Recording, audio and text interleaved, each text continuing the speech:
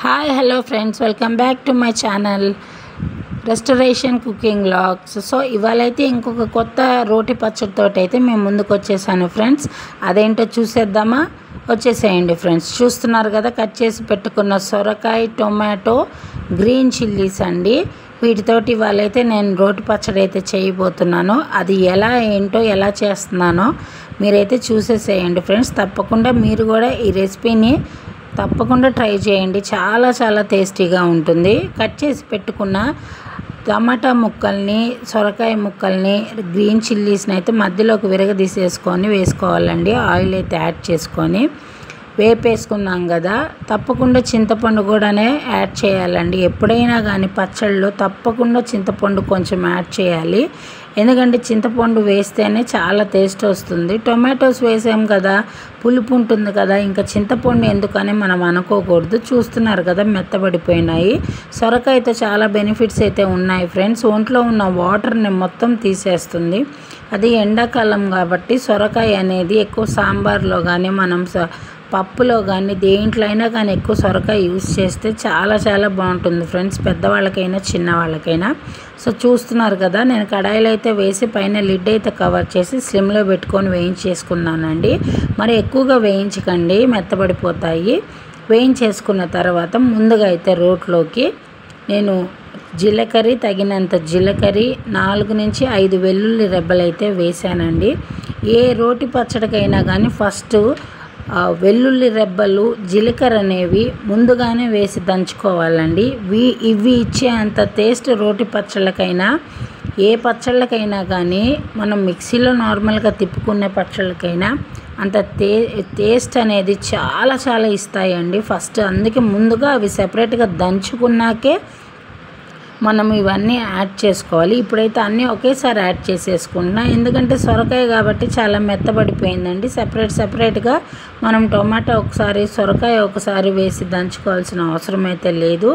అన్నీ ఒకేసారి వేసేసుకొని అయితే చూస్తున్నారు కదా, మెత్తబడిపోయినాయి వేయించేసేసరికి. సొరకాయ కాబట్టి వాటర్ కదా, అందుకు చాలా దగ్గరకు వచ్చేసినాయి. ఇప్పుడైతే రోట్లో నేను బాగా అయితే అన్నీ మిక్స్ అయ్యేటట్టుగా అయితే దంచుతున్నానండి.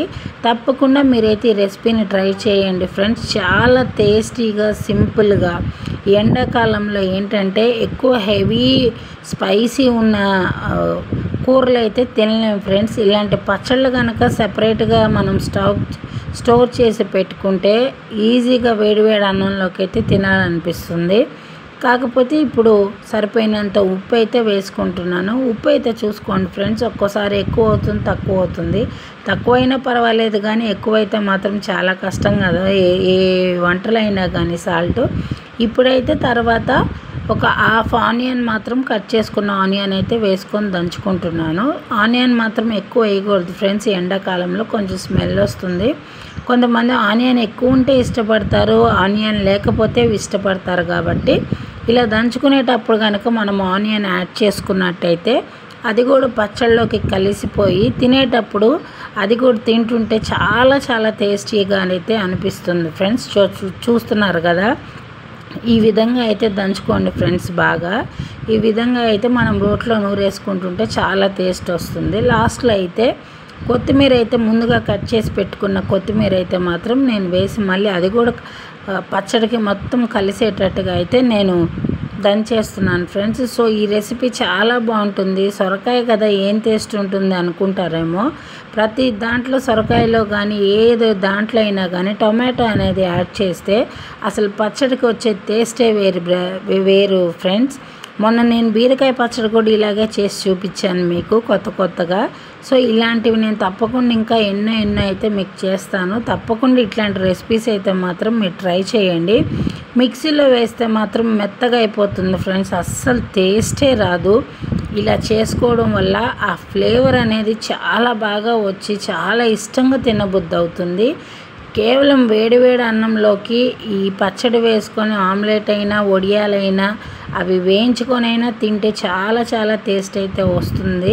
ఇప్పుడు ఎండాకాలం ఎలాగో వచ్చేసింది కాబట్టి తప్పకుండా వడియాలు అనేది పెడతాం కాబట్టి సో ఈ విధంగా అయితే దంచుకుంటూ ఉండాలి ఫ్రెండ్స్. మరి కచ్చాపచ్చాగా ఉండకూడదు, మరి మెత్తగా కూడా ఉండకూడదు. ఇలా దంచుకుంటూ ఉంటుంటే చూస్తున్నారు కలర్ అయితే మారిపోతుంది. అంటే ఉడకబెట్టుకొని కూడా చేస్తారు కొంతమంది. నేను అలా కాదు ఫ్రెండ్స్, నేనైతే ఆయిల్లో వేయించే చేస్తాను. ఎందుకంటే కొంచెం ఎండాకాలం కాబట్టి కొంచెం లేట్ అయినా కూడా పాడవకుండా ఉంటుంది. కానీ మనం వేసుకున్న తర్వాత ఇంకొంచెం ఏదన్నా మనకి మిగిలిపోయిందంటే తప్పకుండా ఫ్రిడ్జ్లో పెట్టేసుకోవాలి, లేదంటే స్మెల్ వస్తుంది. కాబట్టి మనం కావాలి తినాలి అనుకునే ముందు ఒక 20 మినిట్స్ తీసి బయట పెడితే ఫ్రిడ్జ్లో వచ్చిన కూల్నెస్ అంతా పోయి నార్మల్గా వచ్చేస్తుంది. సో ఇప్పుడైతే గిన్నెలోకి అయితే సర్వ్ చేసేసుకున్నాను. చూస్తున్నారు ఫ్రెండ్స్, ఎంత కలర్ఫుల్గా, ఎంత సింపుల్గా, ఎంత టేస్టీగా, ఈజీగా అయితే సొరకాయ టొమాటో రోటి పచ్చడి అయితే తయారైపోయిందో చూసేస్తున్నారు కదా. ఇలా మీరు కూడా తప్పకుండా చేసుకొని ఈ రెసిపీ ఎలా ఉందో నాకు కామెంట్ సెక్షన్లో కామెంట్ చేయండి. బాయ్.